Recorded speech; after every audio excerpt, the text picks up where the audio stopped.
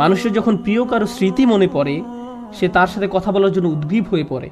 আল্লাহর কাছ থেকে আমরা যদি দূরে চলে যাই, তখনই আমাদের তার সাথে কথা বলা আরও বেশি প্রয়োজন। আমরা তার কথা শুনতে চাই, আর সেটি হলো আল্লাহ আমাদের দিয়েছেন। এই রমজান মাস জীবনের এক মহা সুযোগ। এই মাসটি এতই সুন্দর যে যেই ইবলিসের কারণে আদম আলাইহিস সালাম ভুল করেছিলেন, এই মাসে আল্লাহ তাকেও শিকল দিয়ে আটকে রাখেন।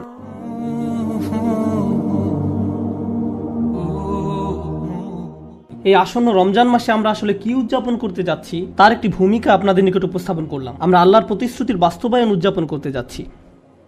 আবার বুঝতে চেষ্টা করুন, একটি প্রত্যাশার প্রতিশ্রুতির বাস্তবায়ন উদযাপন করতে যাচ্ছি।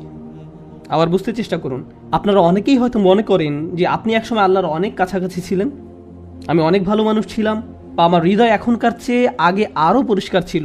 কোনো কারণে হয়তো আপনি সেই পথ হারিয়ে ফেলেছেন, আরও অনেক দূরে চলে গিয়েছেন। এখন আপনার মনে হচ্ছে যে আপনি আল্লাহর কাছ থেকে এতই দূরে চলে গিয়েছেন যে আপনার আর কোনো আশা নেই। শয়তানের ধোঁকায় পড়ে আপনি একদম হারিয়ে গেছেন, একদম হারিয়ে গেছেন।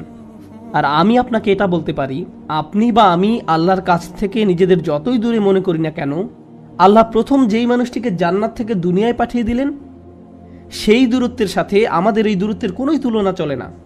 সেটা খুবই বড় ডিমোশন ছিল। এমন একজন যিনি আল্লাহর এত নিকটে ছিলেন যে আল্লাহ সরাসরি তাঁর সাথে কথা বলতেন। তারপর আল্লাহ তাকে বললেন, তোমার সাথে আর